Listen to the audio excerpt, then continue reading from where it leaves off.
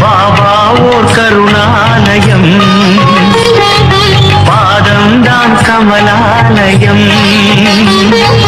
பாபா ஓர் கருணாலயம், பாதம்தான் கமலாலயம். சாயப்பா உறவுகள் அனைவருக்கும் வணக்கம். இந்த நாள் உங்களுக்கு இனிய நாளாக அமைய சாயப்பாவின் அருள் கிடைக்கட்டும். கேட்பதையெல்லாம் தரும் சாயப்பாவின் இன்றைய அருள்மொழியை கேட்போமா? அன்பு குழந்தையே, இந்த செய்தி காரணம் இல்லாமல் உன் கண்களில் படவில்லை செல்லமே. அப்பா உனக்காக உருவாக்கி வைத்திருக்கும் அழகிய உலகத்தை உன்னிடம் சொல்லவே இதை உன் கண்களில் பட வைத்துள்ளேன். அதை பற்றி உன்னிடம் சொல்லவா?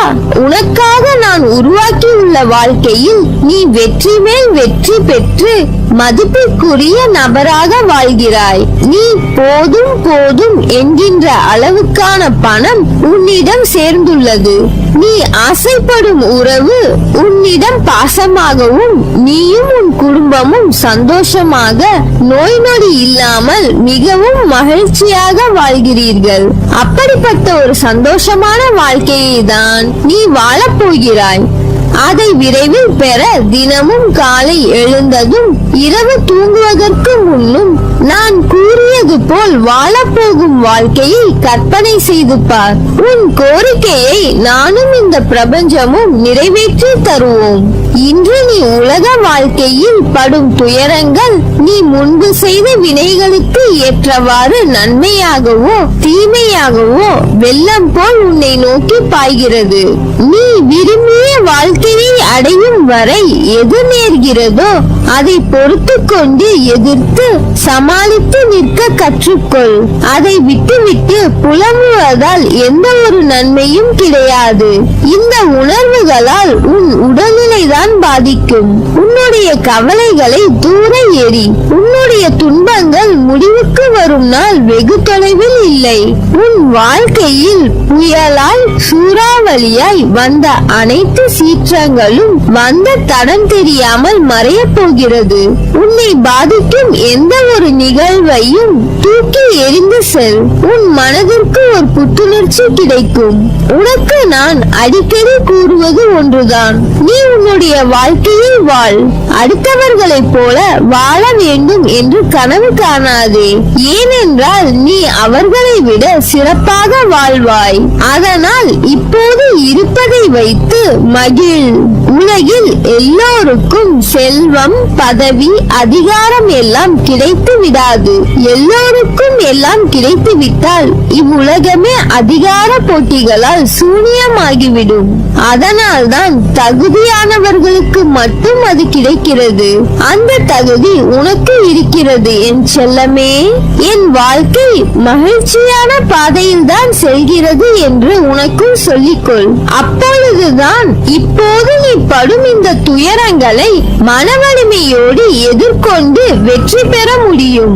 வருத்தப்படாதே, அழாதே, தோல்விகளை கண்டு துவண்டு போகாதே. துன்பத்தை பெரிதாக நினைத்து இன்பத்தை இழந்து போகாதே. இப்போது நீ படும் இன்பத்தையும் துன்பத்தையும் சமமாக ஏற்றுக்கொள். நீ விரும்பும் வாழ்க்கையை அடைய உன் மீது முதலில் நீ திடமான நம்பிக்கை கொள்ள வேண்டும். வீணாய் உன் நிம்மதியை தேவையில்லாத விஷயங்களுக்காக தொலைத்துக் கொள்ளாதே. உனக்கு வரவேண்டிய நேரத்துக்கு எல்லாம் நல்லபடியாக வந்தடையும். அதற்கான காலமும் நெருங்கிவிட்டது.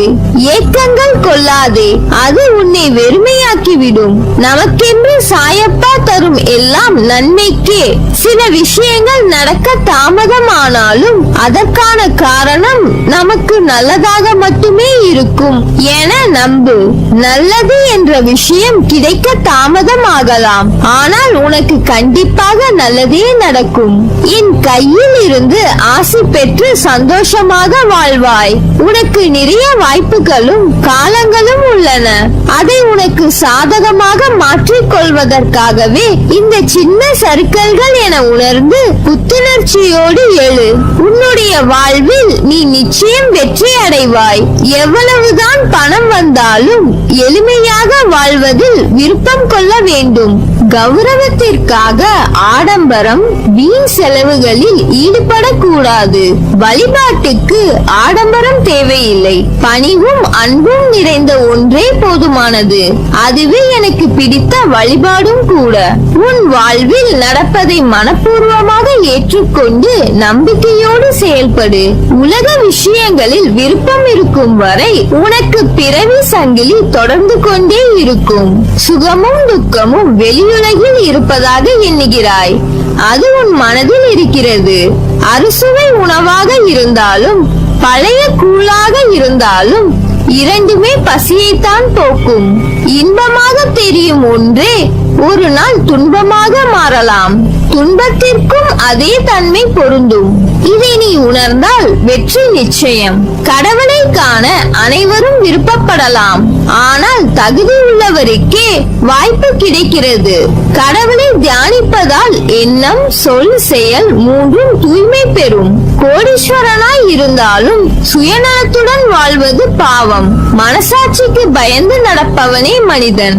ஆனால் கலியுகத்திலோ மனசாட்சி என ஒன்றை முற்றிலும் தொலைத்துவிட்டு வாழ்கின்ற வாழ்க்கை எந்த நிலையில் இருக்கிறது என்பதை கூட தெரியாமல் வாழ்க்கையில் சுயநலம் மிகுந்து வாழ்கின்றனர். உறவுகளுக்கான மரியாதை, உறவில் இருக்க வேண்டிய பண்பு என எதுவும் இல்லாது அன்பு என்ற சொல்லுக்கு அர்த்தங்களை தேடும் நிலையில்தான் உலகம் செல்கிறது. பசி போக்குவது, ஆடைகள் கொடுப்பது, வாழ இடம் கொடுப்பது மட்டுமே. உன் வாழ்க்கை நிம்மதியுடன் சந்தோஷத்துடன் இருக்கிறதா என்றால் இல்லை. அதற்கு நிகராக அன்பு, பரிவு என உணர்வுகளும் இருக்கும் போதுதான் ஒருவருடைய வாழ்க்கை நிம்மதியான சந்தோஷத்துடன் அமையும். அதை உணர்வதும் ஒரு அரவணைப்பை கொடுக்கும். யாரும் தனித்து இல்லை, அனாதைகளும் இல்லை. தனக்கும் பிறருக்கும் பயனுள்ளவராக வாழ வேண்டும். பணம் சேர்ந்து விட்டது என்று பிறருடைய துன்பத்தில் இன்பம் காண்பது பாவம். பிறர் துன்பம் போக்க உதவுவது பெரும் புண்ணியம். இனிய சொற்களால் மற்றவர்களை மகிழ்விக்க அறியாதவர்கள் மௌனமாக இருப்பதே சிறந்தது.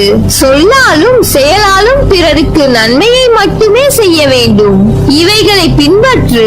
நீ எடுக்கும் எல்லா முயற்சிகளிலும் உனக்கு வெற்றி நிச்சயம். என் வார்த்தைகள் மீது நம்பிக்கை வைத்து செயல்படு. உனக்கு என்றும் என்றென்றும் நல்லதே நடக்கும். நீ என் பரிபூர்ண அருளும் ஆசீர்வாதமும் அன்பும் பெற்ற என் செல்ல பிள்ளை.